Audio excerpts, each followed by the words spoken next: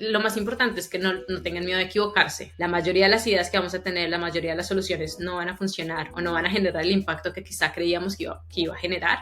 Entonces es, ok, pasó esto, ¿cómo simplemente pivoteas, pero pivoteas rápido y sigues con tu proceso? Básicamente eso es lo que hacemos. Acompáñanos en un episodio con Alba Lucía Olaya, Director of Product Design en Súbale, una startup con una serie de soluciones para las empresas que operan con un e-commerce. Iniciar en el comercio electrónico puede representar un reto para las empresas de retail, independientemente del tamaño que tengan. Esto por las implicaciones operativas, de atención al cliente y en general lo complejo del proceso que se conoce como fulfillment. Súbale provee a empresas de varias soluciones en formato de producto digital, una SaaS de back office end-to-end para optimizar fulfillment, un producto para vincularlas con la gig economy en sus entregas y un canal de comunicación con sus clientes para atender soporte. Alba cuenta con muchos años de seniority como diseñadora de producto y ha trabajado en otras startups como La House. Ahora dirige el equipo de diseño y coordina que los product designers estén siendo efectivos dentro de sus escuadras con product managers y desarrolladores. Durante esta conversación vamos a hablar sobre cómo las mejores soluciones son siempre las más pequeñas y eficientes, ya que las nuevas funcionalidades o cambios gigantescos no son costo eficientes ni son prácticas de implementar. También hablaremos respecto a cómo el accountability en los product designers es una cualidad fundamental. En Súbalo dicen que si es tu problema, tú lo resuelves. Y esto es una forma de generar responsabilidad e independencia en equipos de diseño. La búsqueda constante de mejora y tratar los productos como propios hace que los resultados siempre sean mucho mejores. Hablaremos también de la importancia de entender y dominar cómo funciona la tecnología, la lógica de negocio o las operaciones de la organización donde trabajas para poder generar resultados efectivos en diseño. De esto y de muchas cosas más estaremos hablando en este capítulo. Esperemos que lo disfruten. Bienvenidos. Cuando el río suena. Y del otro lado de la llamada tenemos a Alba Lucía Olaya, quien es Director of Product Design en Súbale. ¿Cómo estás, Alba? Hola, hola chicos, un gusto y un placer estar aquí. Estoy muy bien. A ver, Alba, aquí nos encanta siempre dar consejos para toda la gente que recién está entrando tanto a una labor, una posición. Damos aquí unos golden nuggets y nos encantaría saber, desde tu perspectiva, cuáles crees que son los errores más comunes que comete un diseñador UX. Creo que para responderte esta pregunta lo voy a hablar no solamente desde el UX designer, sino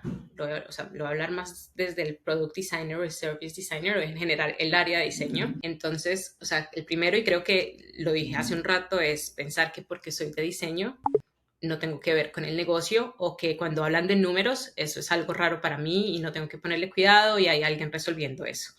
Todo lo contrario, no tenemos que ser expertos en números, pero tenemos que entender qué es ese KPI, qué es esa métrica, qué es lo que tengo que mover, cómo lo voy a mover. Para mí ese es quizás el error más grande que un product designer, un UX, un interaction, cualquier persona que esté en el departamento pues, de diseño puede cometer.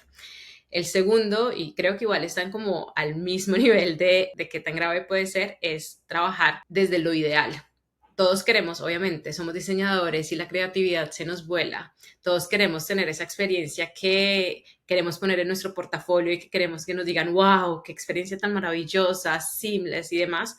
Pero no necesariamente esa siempre es la mejor experiencia. Incluso muy pocas veces esa es la mejor experiencia cuando tú no solamente cruzas experiencia, valor, sino también empiezas a cruzar feasibility y qué tan costoso va a ser. Tengo los recursos para hacerlos. Entonces, tenemos que entender que en el mundo en el que estamos, nosotros estamos trabajando para crear valor, sí, pero ese valor muchas veces, y eso nos pasa a los diseñadores bastante, a mí me solía pasar mucho, es nosotros pensamos que entre más robusto y complejo y avanzado el producto y la solución, más valor voy a crear, pero muchas veces pensando en soluciones pequeñas, fáciles de hacer, rápidas, termino desbloqueando valor que pensaba no iba a crear y al mismo tiempo pues no malgastando recursos.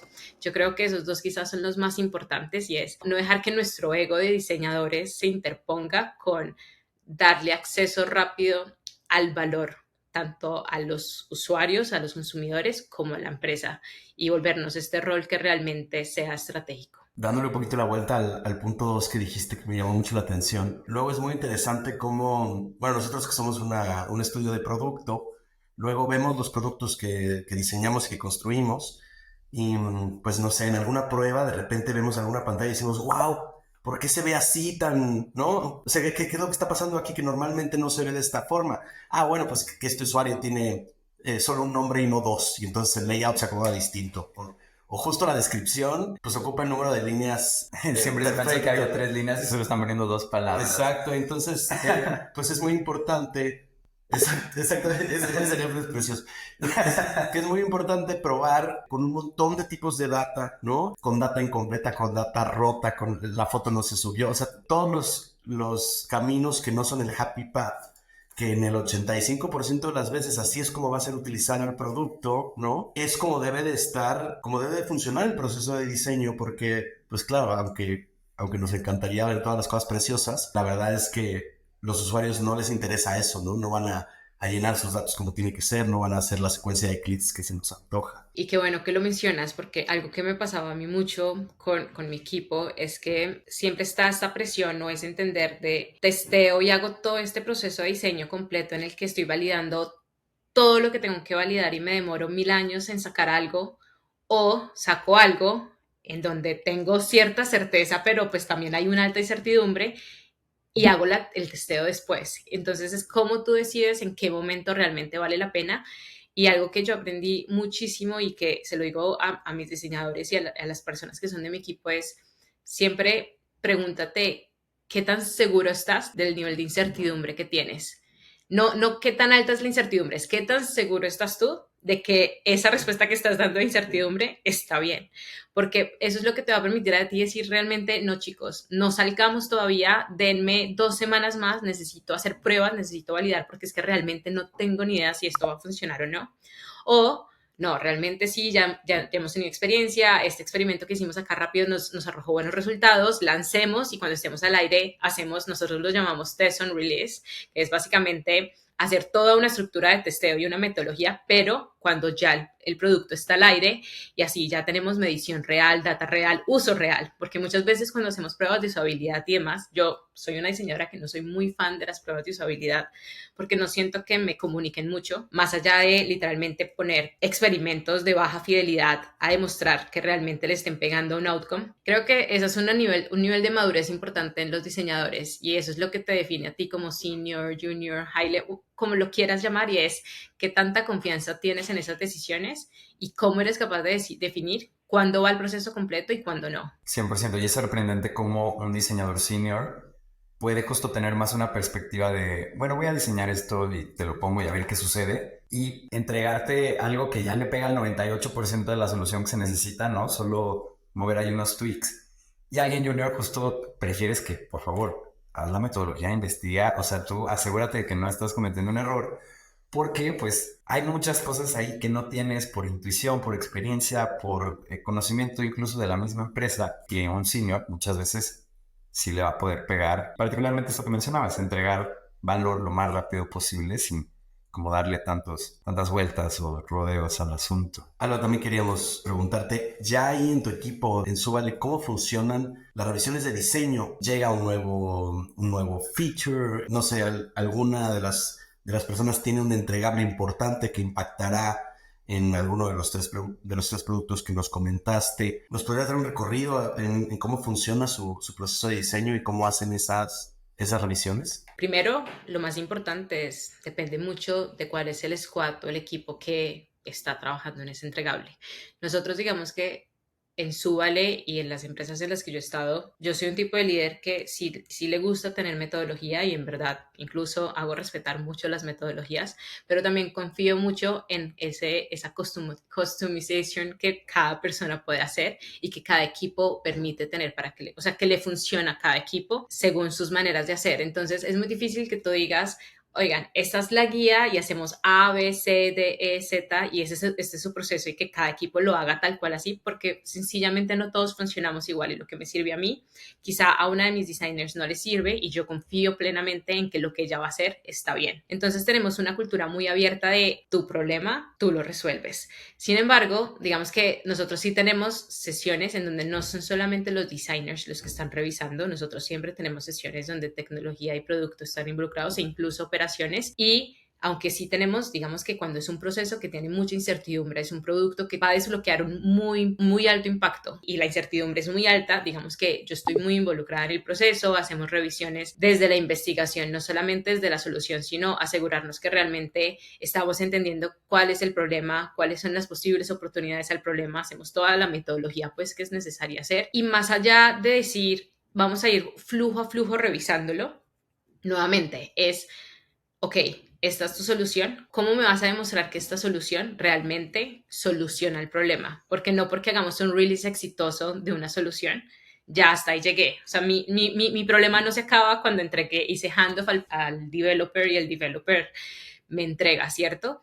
Entonces, ¿cómo nosotros nos aseguramos que primero tú sigues en conversaciones con ese developer y que si desde desarrollo se dan cuenta que en lo que tú mencionabas antes hay un path que no revisamos y el usuario llega y, hey, ¿qué pasa? No estamos dándole la oportunidad de cerrar cosas tan sencillas o no le estás dando la posibilidad de devolverse en el onboarding. ¿Qué hacemos ahí? No, pues tenemos que poner la opción, o sea, no lo podemos dejar ahí.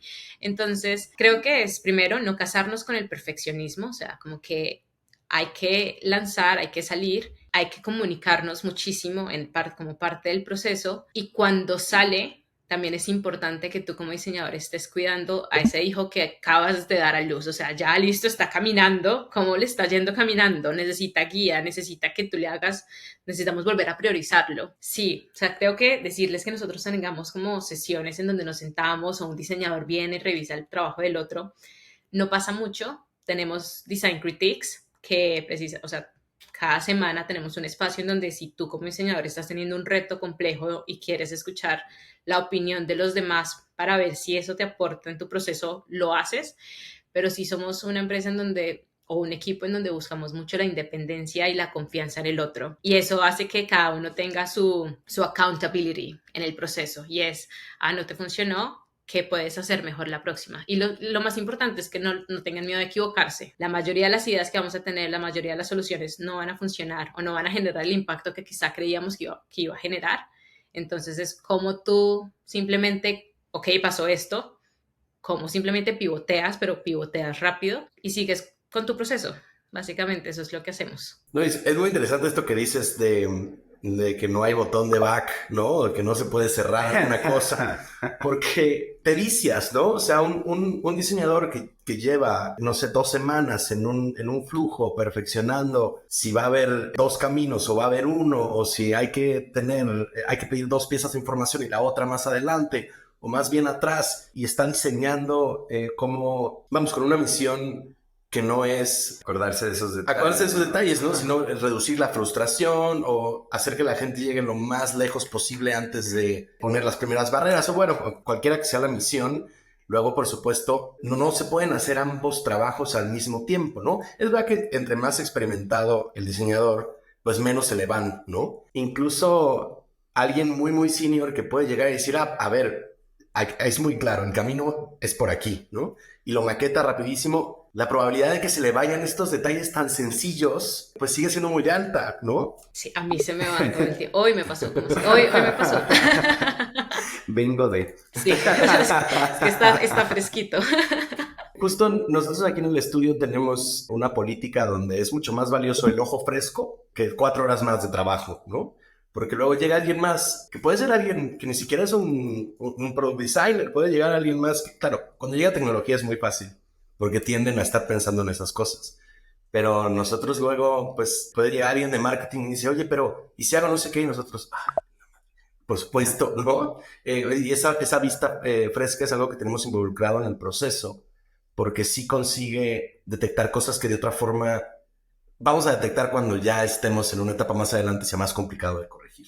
Claro, entonces sí, no, es súper importante y creo que, como tú dices, el ojo fresco es crucial porque después de llevar, no sé, 4 horas haciendo el mismo flujo y devolviéndote y acá y esta pantalla y después esta, llega el product manager y le estás entregando y incluso cuando tú le estás presentando al product manager algo es como, ay, acabo de caer en cuenta que no hay botón para irnos atrás. Espérame. Y déjame dejar el comentario acá, gracias. Entonces, pasa todo el tiempo, es bien, igual lo que les digo, para mí ese tipo de detalles obviamente son supremamente importantes para la experiencia, para que haya suavidad, menos fricción en la solución. O sea, lo que yo más recalco o lo que más me sorprende en diseñadores es más esa capacidad de resolver problemas fácilmente. O sea, de que literalmente estemos en una reunión y estemos hablando de tenemos este problema, cómo hacemos que el usuario haga A, cómo hacemos que el usuario deje de hacer X y que súper fácil porque es que cuando tú los escuchas suena como que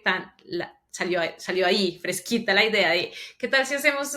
Y uno es como, eso no lo hace todo el mundo, o sea, eso no es una capacidad que cualquier persona tiene, o que alguien que tú digas, hagamos esta bomba gigante y después tú digas, no tenemos que hacer esa bomba, podemos hacer esta bombita chiquita y con eso también lo resuelves. Con eso Creo que aguanta. esa es la capacidad que más me sorprende. Los temas de usabilidad se pueden arreglar en el camino. Los desarrolladores son expertos en decirte, o QA son expertos en decirte, hay un happy path que no se resolvió, acá hay un bloqueo. Y lo resuelves y es fácil, es, ok, acá hago esto y no sé qué. Pero llegar a la solución que te va a resolver el problema de la forma más económica no es fácil y eso es de admirar. Eso creo que es lo que más puedo admirar de este rol. Nosotros tenemos un término interno, le llamamos como pensamiento de Internet a ese tipo de cosas. Y cuando alguien no tiene este tipo de pensamiento, justo tiende a sobrecomplejizar las cosas, a ofrecer un nuevo módulo cuando realmente podría ser un form, ya, ¿no? O sea, como este tipo de cosas es bien valioso y no tiene nada que ver con cómo diseñas o es más un tema de qué tanto usas estas interfaces y qué tanto puedes abstraer otras experiencias que has tenido y como entre ahí tu backlog de cosas que tienes en la vida y sacas. Pero justo eso es, ¿no? Es un jale de abstracción, porque logras ver o sea, te alejas de la pantalla, porque la pantalla es así como es, tiene 3 campos, 2 botones y no hay más, ¿no?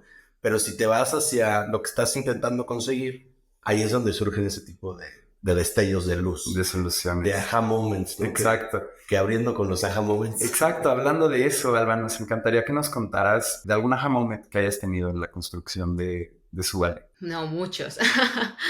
Nos podríamos quedar aquí todo el día. No, mentiras. Uno, el que acabamos de hablar, creo que ese es un gran aha moment, que es cuando te das cuenta que el diseñador que quieres tener en tu equipo no es el que es pixel perfect, sino es esa persona que literalmente se abre y es capaz de abstraer de cualquier lugar y resolver problemas y que todo el tiempo está pensando en cómo hacer algo mejor. Creo que para mí eso es maravilloso. Ya desde el equipo, creo que un aha moment para mí súper importante fue aprender a trabajar no solamente con el equipo de producto y de tecnología, sino ejemplo con el equipo de operaciones, finanzas. Cuando tú empiezas a realmente co-crear con las otras áreas, nosotros trabajamos, al menos en Subale para nosotros, el usuario interno también es súper importante, que son las operaciones, porque si la operación no funciona, nosotros pues nos jodemos.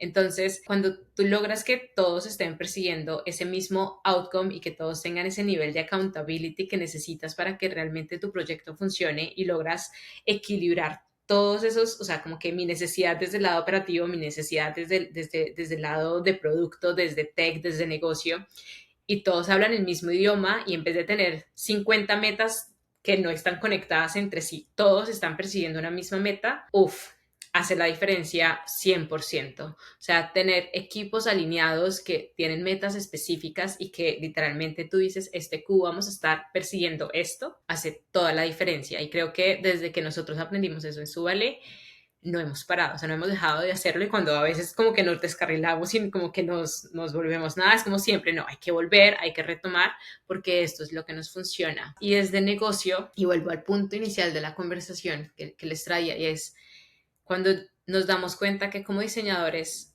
podemos tener un rol importante en la estrategia de negocio y en el negocio como tal, tus posibilidades como diseñador se expanden demasiado sin cambiarte rol. A mí me pasaba mucho, a mí toda la vida laboral siempre me han dicho como, ¿por qué no te pasas a ser product manager? O sea, como que tú serías una muy buena product manager, tú estarías muy bien en producto. Siempre me decían eso, siempre era como, no quieres ser product manager, no quieres ser product manager. Y yo siempre les decía que no, porque me duele alejarme del diseño. Por más que yo sé que un product manager puede llevar cosas del diseño y nosotros tenemos personas que son product managers que fueron diseñadoras, service design, cosas así antes y en verdad es maravilloso el impacto que crean. Yo siempre les decía como, no me quiero alejar, o sea, como que yo quiero crear ese mismo impacto que alguien desde product management crea, desde diseño, porque yo le creo al diseño desde o sea, yo le creo al diseño y a su rol que tiene en business design. Desde que en mi cabeza eso se construyó, creo que nunca dejé de perseguirlo. Gracias a eso quizás que en estos momentos soy directora del equipo y tengo esas manos y ese puestico en toma de decisiones, en construcción de estrategia y demás. Y creo que es eso, es creernos que el diseño logra un impacto en el negocio gigante y que va más allá de la investigación, del diseño de servicios y ya, ese creo que es mi aha moment personal más grande. Es muy borrosa la línea, ¿no? Que hay entre un product manager con un background de diseño liderando un equipo de producto a un diseñador liderando un equipo de producto, ¿no? Porque pues como justo el diseño abarca estas tareas de visión que puede o no tomar el product manager, como que es curioso, ¿no? Dónde pinta la línea cada quien, como que a veces tiene mucho que ver con cómo está conformado el equipo, porque pues los product managers te reportan a ti, ¿no? Entonces... No, en este caso, a En mí este me caso reportan. No. Yo soy la directora del equipo de diseño de producto y es el director de product management. Y digamos que los dos trabajamos en conjunto, pero los product managers están dentro del área de product management. Entonces, nosotros tenemos product designers que trabajan como punteados a cada uno de los product managers, pero tú como diseñador no le reportas a tu product manager, sino eres la dupla de tu product manager. Entonces, esa es la estructura. Perfecto. Y Alba, donde sabemos que están los puntos de los cuellos de botella luego en producto, es, bueno, en las etapas de desarrollo, ¿no? Donde empiezan los desarrolladores a jalar un cable para solucionar algo y no saben si le da la vuelta a toda la casa o no, ¿no? O cambiar algo en un módulo puede tener un impacto en otros 18 y eso pues son 2 semanas más de la fecha que habían puesto antes, ¿no? La pesadilla. La pesadilla. Pero en diseño, pues también se nos pueden descarrilar las planeaciones, ¿no? Entonces, Sí. ¿cómo hacen ustedes para estimar tareas, traquear el progreso y darse cuenta cuando algo está off track en tu equipo de diseño? Ahí, digamos que nosotros trabajamos muy de la mano con, obviamente, los product managers y con todo el tema de project management que en general el equipo de producto usa. Nosotros nos apalancamos mucho de nuestro backlog, obviamente. Y digamos que lo más importante es, en estos momentos, nuestro equipo pues por toda la circunstancia y demás que hay, pues la situación actual del mundo y de la industria tecnológica, digamos que nos tuvimos que reducir como al 50%, o sea, el equipo se tuvo que reducir, no tenemos la misma capacidad. Eso pasó en todos los equipos, entonces digamos que ahora tenemos que ser mucho más cuidadosos con a qué le decimos que sí, a qué le decimos que no. Y lo más importante para no caer en ese cuello de botella, para nosotros es primero definir qué iniciativas en verdad tienen que seguir todo su debido proceso, definir, de entender, observar, descubrir, analizar, o sea, qué tiene que pasar por todo un proceso, tengo que entender el problema, si puedo saltar de una vez a la solución, si la tengo que testear, si la puedo más como experimentar al aire, o sea, entender primero qué sí y qué no para evitar. Esa es más como la proactiva, ¿cierto? Si queremos evitar cuellos de botella no digamos que sí a cosas que después no vamos a poder hacer y que realmente no necesitamos hacer. Pero sencillamente, por más que digamos sí a lo que tenemos que decir que sí, a veces pasa. A veces un problema que pensábamos era muy pequeñito o una iniciativa que pensábamos era muy sencilla cuando el product manager y el product designer dicen, ay, sí, hagamos esto y suena lindo y suena fácil. Cuando ya vas con tu developer y con data science y demás, te das cuenta que no es tan sencilla como creías o que va a poder afectar ciertas cosas. Entonces, lo que nosotros hacemos es, cuando estamos en esta etapa de shaping, cuando todavía no hay un desarrollo como tal, porque no hay una solución, es si nos damos cuenta que hay una solución que está más compleja de definir de lo que pensábamos, mientras definimos esa solución, igual nos aseguramos que el equipo de developers va a tener algo que hacer. O sea, que igual con quick wins o iniciativas que quizá teníamos en el backlog que no habíamos priorizado o iniciativas nuevas que también generan alto valor pero que son mucho más sencillas, nos aseguramos de quizás shapear esas soluciones rápido para entregarlas y que el equipo de tecnología pueda seguir con sus ciclos y no tenerlos pues en stand-by mientras nosotros vamos definiendo esas soluciones. Otra de las cosas que para mí es súper importante es tú tienes que comerte la ballena, eso lo dice mucho uno de mis amigos aquí en Subale, pero es casi que tienes que comerte la ballena a mordisquitos, no te vas a comer la ballena entera, ¿cierto? Entonces, nosotros muchas veces construimos iniciativas que uno solo con contarlas, tú dices, esta iniciativa está gigante. O sea, como que ni siquiera sé por dónde empezar. No sé si empiezo por el onboarding, no sé si empiezo por acá, no sé o sea, por dónde empiezo. Entonces, algo que nos ha servido a nosotros muchísimo y no es algo nuevo, creo que muchos, o sea, todos lo hacemos, es vamos construyendo user story by user story. Entonces, puede que tú no todavía tienes toda la solución completa, pero ya tienes un 30% que make sense, que confías en la solución que tienes, que está lista para que el desarrollador empiece a tomar. Entonces, no tienes que tener toda la solución ya lista para que el developer empiece. Entonces, si tú logras entender bajo qué priorización vas a lanzar user story por impacto y demás, o sea, por todas estas matrices de feasibility versus impacto y demás, eso te va a permitir a ti tener un flujo de trabajo mucho más dinámico en donde ni vas a quemar al diseñador, ni vas a quemar al product manager, ni vas a quemar al developer. Entonces, creo que es eso, es saber estimar bien y cuando te pasa, o sea, si ya te pasó, tener esas sesiones de, hey, esto pasó, van a ser 2 semanas, estamos dispuestos a que sean 2 semanas más o que estamos dispuestos a sacrificar. Siempre es una conversación de si hago A, no hago B, qué quiero hacer y que veamos el impacto que al negocio, el impacto a la experiencia, al usuario final y con eso tomar la decisión de, listo, sí, nos vamos con las 2 semanas o preferimos salir con ese boxito que nos tomó las 2 semanas y apagamos el incendio cuando estemos al aire, porque esa también es una opción. Y esa es una opción válida. O sea, no siempre tiene que estar todo perfecto. Puede que después nos demos cuenta que ese boxito es el 2% de los casos y el 2% de los casos no nos afecta lo suficiente para priorizarlo y si priorizamos una iniciativa que le pegaba al 80% de los usuarios, por ejemplo. Entonces siempre es una conversación. Qué joya, ¿no? Y mira que estás tocando varios puntos que casi de manera mágica, mística, ayer platicábamos con Rodrigo muchísimo. Pero a ver, antes de seguir opinando, vámonos al corte de este programa. Les recuerdo a toda la gente que nos está escuchando que en cuandoelriosuena.com ustedes pueden suscribirse a la newsletter de este programa para recibir una notificación cada que tengamos un capítulo para ustedes. Lo hacemos todos los lunes de manera religiosa, así que vayan a cuandoelriosuena.com y suscríbanse. Regresamos. Estás escuchando Cuando el río suena, un podcast de conversaciones con agentes expertos y emprendedores del mundo digital. Tus anfitriones son Rodrigo Salmerón y Artemio Pedraza, fundadores del estudio de estrategias e interfaces digitales Acueducto. Para más información, visita cuandoelriosuena.com. Si encuentras valioso este podcast, por favor ayúdanos a compartirlo con un amigo o síguenos en Spotify o iTunes. Muchas gracias. Regresamos con Rodrigo y Artemio. ¿Qué tal? Estamos de vuelta en Cuando el Río Suena con nuestra invitada de este episodio, Alba Lucía Olaya, que es Director of Product Design en Súbale.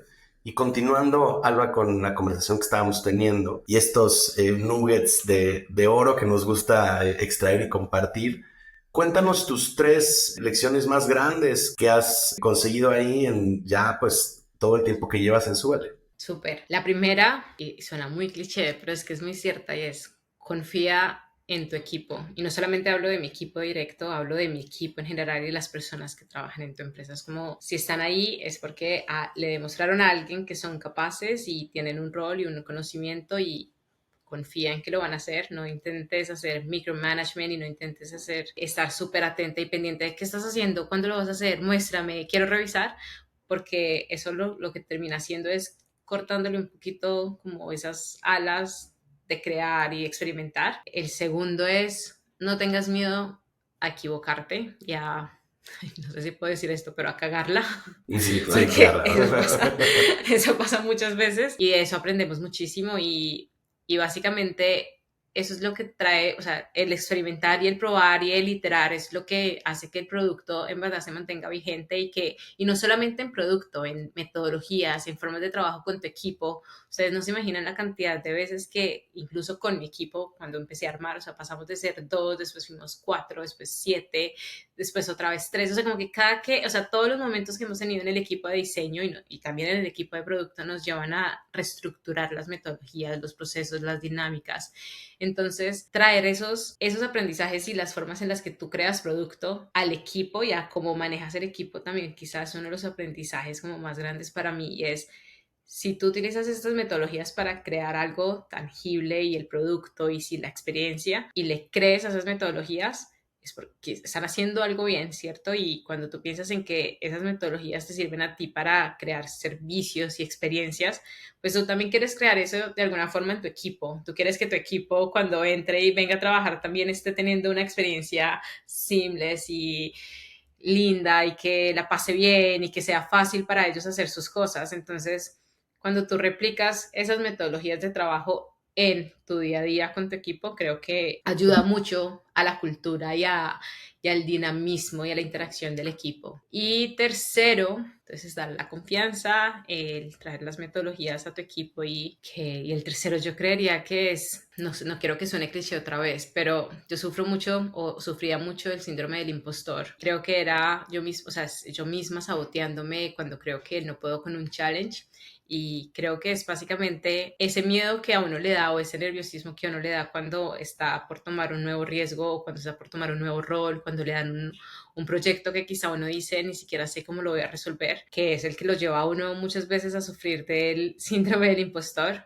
Muchas veces ese mismo miedo es el que te da como esa energía de tengo que demostrarme a mí misma, no a los demás, sino tengo que demostrarme a mí que realmente soy capaz de afrontarlo. Entonces, casi que es como no dejar que este síndrome y saboteador te sabotee, o sea, no dejar que sea como un saboteador para ti, sino todo lo contrario, es como prepararte y utilizarlo a tu favor para que sea más como un motivador a si lo logro, porque si me lo dieron o si me están dando este rol, este promotion, este reto, es porque realmente ven esa capacidad en mí, que quizá a mí me está costando verla ahorita, pero a medida que empiece y lo esté haciendo y lo empiece haciendo mal y desordenado, poco a poco va a coger fuerza y va a coger forma y va a funcionar. Entonces creo que eso sería como mis tres. Uf, eso es bien importante a nivel, creo que cultural, particularmente cuando estás formando equipos de alto rendimiento. A mí, como CEO de la compañía, me gusta mucho, pues después los lunes nos juntamos y está todo el equipo conectado y platicamos un poco. Obvio, es muy breve la junta para tampoco darle tiempo a todos, pero constantemente les recuerdo que realmente estamos construyendo una de las agencias de diseño de producto que tiene una visión de impactar de una manera en la que seamos de las agencias más relevantes en Latinoamérica, no necesariamente por su tamaño, sino por la calidad del producto, del trabajo que hacemos, y que para lograr eso, para verdaderamente codearnos con las mejores agencias, deja todo de Latinoamérica, sino del mundo, cada quien tiene que estar buscando eso en su craft en específico. Muchas veces les pido que se imaginen, pues que están en una mesa con los mejores diseñadores del mundo o programadores o product managers y pues bueno, ¿qué aportan ellos a la mesa o qué falta para que puedan estar en esa mesa? Y que es pues una carrera que se trabaja en el largo plazo y pues que realmente nunca termina, ¿no? Alba, mencionabas cómo ustedes confían mucho en sus equipos. Suena que tienen una cultura muy de accountability, de independencia, de justo mencionabas cómo era, es tu problema, tú lo solucionas, ¿no? Para esto necesitas precisamente gente que pueda entregar resultados y que no vaya a salir con jaladas a la hora o de los momentos de frustración o en cualquier momento, ¿no? Realmente no puedes depender de alguien que no vaya a hacer bien su trabajo. Entonces, nos encantaría saber qué buscas tú en los diseñadores que contratas para tu equipo, particularmente si tienen esta cultura pues, vas al agua y te veo del otro lado, ¿no? Bueno, voy a hacer un clarification ahí. Digamos que sí, eso sí es la cultura, pero está acompañada mucho de la comunicación. O sea, para mí es súper importante, ejemplo, como líder, yo no quiero ser la que te está diciendo, acá hay un problema, ven por ayuda, no. Yo quiero es que tú seas el que me dice, Alba, esto está pasando, necesito que me guíes, necesito tu punto de vista, necesito que revisemos esto juntas porque ya, o sea, llegué a ese punto. Entonces es más, incluso en ese accountability o esa responsabilidad llega a ese punto de no lo tienes que hacer solo, pero si tienes que pedir ayuda, si tienes que levantar la mano, si tienes que saber a quién se la levantas, cómo lo estás haciendo en equipo, cómo confías en tu trío, porque cada diseñador trabaja con su product manager y con su tech lead. Entonces es como trío ustedes también están apalancándose el uno al otro y ayudándose el uno al otro. Entonces cuando nosotros, ejemplo, desde mi caso, cuando cuando estoy buscando un diseñador, nosotros tenemos dos perfiles en el equipo. Están los product designers, que tienen que ver pues con el 360 desde UX hasta UI, o sea, el que sí está muy enfocado en construir producto, pero también tenemos el service designer, que ya está mucho más enfocado en temas de research, de diseño de servicio, diseño desde el tema mucho más operacional y mucho más estratégico, digamos. Entonces también el perfil cambia mucho dependiendo de cuál sea el rol. Creo que más allá de buscar habilidades, porque para ti es fácil entender, o sea, es muy fácil a estas alturas entender si un diseñador tiene las habilidades técnicas o no, y si es alguien que va a poder ejecutar. Para mí lo más importante viene siendo el tema de las habilidades blandas, en donde tú lo que estás buscando es una persona que, primero, que tiene la cultura startup. No todo el mundo está hecho para trabajar en una startup. La velocidad en la que tú vas en una startup, la incertidumbre que tienes al trabajar en una startup es muy alta, la seguridad o la falta de seguridad. O sea, hay muchas cosas que hacen que los perfiles o las personalidades que se adaptan a una startup o no son muy particulares. Entonces, para mí eso es súper importante, porque a inicios, digamos que sí, pasé por muchas situaciones en donde precisamente no le estaba poniendo atención a eso, y la razón por la que quizá las personas se terminaban yendo no era porque no les gustara el producto, no era porque no les gustara el equipo, sino simplemente por su personalidad y por lo que estaban buscando. Una startup no era su lugar, y no está bien ni mal, sino simplemente no hacemos match en esa parte de cultura. El segundo, que también es súper importante, es no tienes que sabértelas todas, pero sí tienes que estar dispuesto a aprender, y tienes que tener como esas ganas de lo que tú decías ahorita. Si estás en esta mesa de los mejores, ¿qué te hace falta a ti y cómo vas a hacer para llegar ahí? Entonces todo se puede aprender. Yo tengo la mentalidad de, si tú le pones las ganas y el esfuerzo, tú lo aprendes y lo vas a hacer bien después de unas 3, 4, 5 veces que lo hagas. Pero tienes que estar abierto y tienes que saber reconocer que no eres bueno en todo. Y si no eres bueno en todo y no lo quieres aprender todo, entonces ¿en quién te apalancas? Entonces son pequeñas cositas de la personalidad que cuando tú estás contratando, que cuando estás en una entrevista y estás hablando, más allá de vender, si eres bueno haciendo algo, es más poder reconocer: esta es una persona que se ve que es buena trabajando en equipo, que trae ideas a la mesa, que no se va a quedar como con la primera idea en su cabeza, sino que va a intentar darle vueltas y demás. Y creo que eso es lo más importante. Nosotros sí, como tú decías, tenemos una cultura en donde no solamente estamos trabajando juntos y ya, entonces eres mi compañero, punto, no. Nosotros tenemos una relación cercana con todos los que trabajan en el equipo, y para nosotros eso es importante porque pues pasamos todo el día juntos, pues no todo el día, pero todo el horario laboral lo pasamos juntos. Poder hacer match con esas personalidades, que seas una persona abierta a ver tu trío, no solamente como estamos trabajando, punto, sino hay una relación y tenemos que construir confianza. Para mí eso es importante. Y ya, las otras creo que son muy técnicas, porque ahí sí ya es depende del rol que buscas y demás, que obviamente tienes que cumplir. Pero mi recomendación para cualquier persona que esté escuchando es: la razón principal por la que yo decido si alguien entra o no al equipo es más por esas ganas de comerse, o sea, como que qué tanto quiere esta persona traer a la mesa, aprender, disfrutarse el trabajo y estar. Porque también hay muchos casos, ahorita no sé si a ustedes les pasa, pero muchas personas quieren estar como por un ratico y ya, y eso está bien, pero quizá hay unas empresas que eso no les sirve mucho porque la curva de aprendizaje es muy larga. Entonces nuestro producto tiene una línea de aprendizaje gigante, es muy complejo. Entonces, capacitar a alguien, hacerle el onboarding para que a los 3 meses te diga me voy, es doloroso. Duele. Claro. Duele. O bueno, o a los 8 meses o al año, sigue siendo doloroso, Sí, ¿no? al año. Ajá, sí. Sí, los productos complicados requieren de mucha gente, de mucho proceso, de mucha documentación, y pues todo eso es caro en recursos, ¿no? De producir. Yo quisiera profundizar un poco más en, bueno, o añadir, ¿no? Que el accountability es un concepto que se refleja en varias de las cosas que dijiste, ¿no? Y cómo, bueno, nosotros hemos encontrado que el seniority viene ligado con el accountability, ¿no? Claro, hay personalidades y más cosas alrededor, ¿no? Pero ahora estamos teniendo unas conversaciones con el equipo, y los diseñadores más juniors, cuando son buenos haciendo lo que hacen, luego no entienden muy bien por qué son juniors, ¿no? o qué es lo que está sucediendo, y es muy interesante cómo puede ser mucho más valioso estas habilidades de de apropiarse del trabajo que uno está haciendo, porque claro, pues lo que eso provoca es que las cosas estén listas a tiempo, que sí se haga la explorada de la otra cosa que alguien más no hubiera hecho, que se hagan las preguntas necesarias, que pidan ayuda a tiempo, que contacten a todas las personas involucradas ahí sin que nadie los esté persiguiendo, ¿no?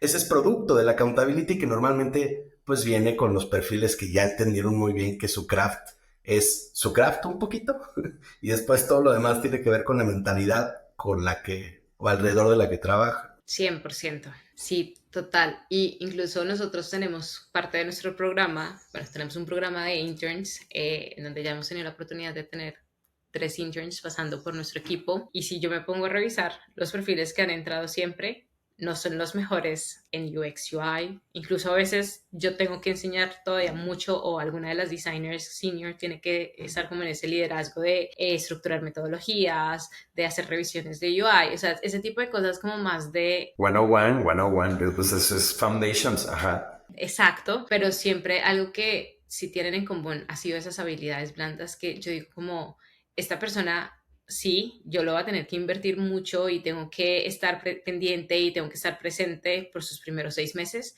pero sé que es una persona que a medida que se vaya soltando va a tener mucha más capacidad, o sea, va a tener esa capacidad de crecer y de pasar de ser un intern a un junior, a un mid, a un senior y que le veo como ese potencial en construir la carrera, porque eso es muy difícil de enseñar, o sea, enseñarle a una persona a tener ese tipo de habilidades es muy difícil, enseñarle a alguien a hacer un flujo, a hacer un experimento, a cuáles son los principios básicos del diseño, ese tipo de cosas las puedes enseñar, las puedes aprender, hay un montón de cursos allá afuera que te enseñan a hacer eso, pero hay muy pocos cursos que te enseñan sobre inteligencia emocional, sobre habilidades blandas, sobre cómo afrontar situaciones, a cómo creértelas. Y creo que ahí es donde tú dices, si encuentras a alguien que tiene potencial ahí, no lo dejes ir. ¿Cómo no? Venga, vamos a la siguiente pregunta. Queríamos preguntarte, alrededor de esta famosa conversación que siempre existe respecto al retorno de inversión que tiene un buen diseño o incluso un departamento de diseño, ¿no? Es muy difícil cuantificar el impacto que tiene, pero al mismo tiempo yo creo que los mejores fundadores de negocios son muy conscientes de la importancia que tiene un buen negocio, que diga un buen diseño en un negocio, ¿no? Entonces, ¿cuál es tu take en esta parte? ¿Te importa? ¿No? No, me importa muchísimo y también es muy difícil de medir y más cuando quizá lo que estamos haciendo es concentrándonos en KPIs enfocados en usability o cosas así que son importantes. Nuevamente, repito, no es que no sean importantes, son cruciales, pero cuando estamos hablando de retorno de inversión, tenemos que ver y esto cómo le está pegando entonces a estas métricas de negocio. Para mí, algo que ha sido súper importante es que el diseñador y el product manager del squad comparten el mismo OKR. Entonces, no es el product manager solito, no está moviendo esa métrica de negocio y esa métrica de producto. Esa métrica se está moviendo por un trabajo en conjunto con su diseñador, con su developer, con su equipo y con, obviamente, su management. Entonces, cuando tú demuestras esa accountability que tiene ese diseñador y cómo el diseñador con sus maneras de testear rápido, demostrar valor rápido, no gastar recursos en esto y demás, empiezas a agilizar ese ciclo de valor, creo que es una de las cosas más importantes.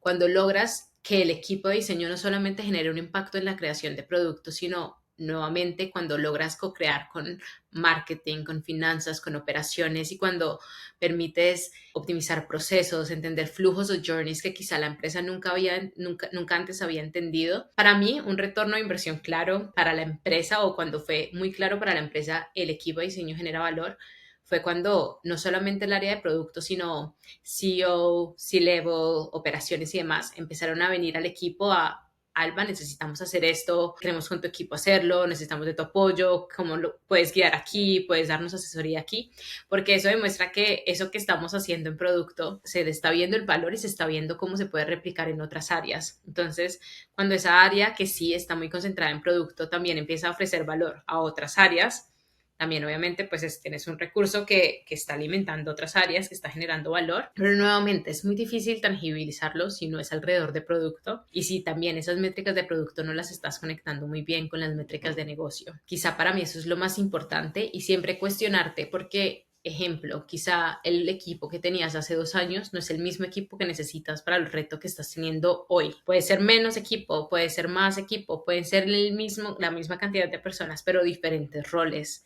Entonces, nunca quedarte con que porque hace 2 años este fue el equipo que construí, estas eran las capacidades y skills que necesitaba, entonces ya estoy bien, sino el proyecto va mutando, la empresa va creciendo, va evolucionando, va cambiando, la industria va cambiando, por ende tu equipo también tiene que ir cambiando, entonces no tener miedo a que quizá tienes que reducir tu equipo, no porque te tocó, sino porque es que tú como líder dices, no necesito todo este equipo y prefiero después utilizar este recurso, esta capacidad que tengo para en el futuro poderla expandir en este lado. Entonces, creo que cuando tú en tu conversación metes mucho el negocio, te das a ver, pues, y no gritas, pero sí con todo lo que estás haciendo, las otras áreas y el C-Level logran ver el valor, eso de una forma mucho más intangible también muestra ese retorno. Sí, claro, no, y a mí me da risa, antes poníamos en nuestro sitio web que cualquier negocio que invertía en mejorar sus experiencias desde el UX o el UI podía tener retornos entre 2 o 100 veces lo que habían invertido, ¿no? Y yo pensaba muchas veces como, bueno, pues eso... ¿Cómo lo pruebas? Bueno, tenemos unos números, ¿no? Ajá, teníamos unos números como para persuadir y hoy justo yo veo como lo abstracto que es esto realmente, pero al mismo tiempo, como mencionábamos, ¿no?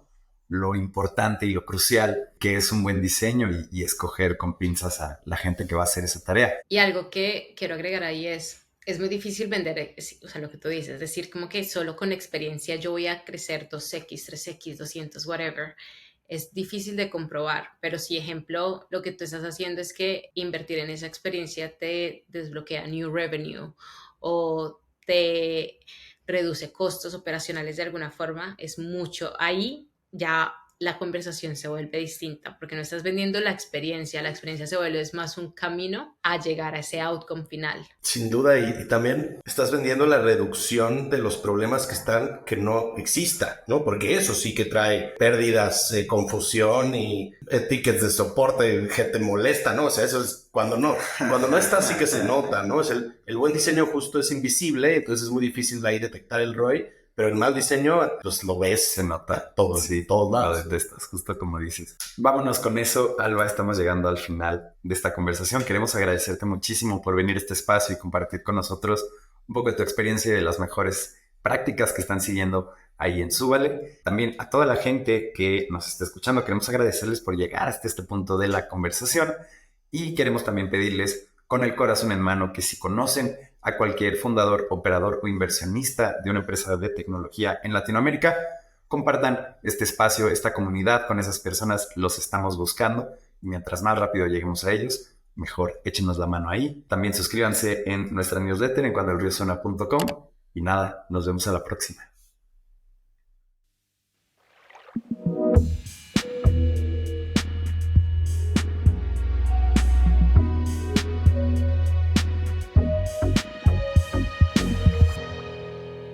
Cuando el río suena.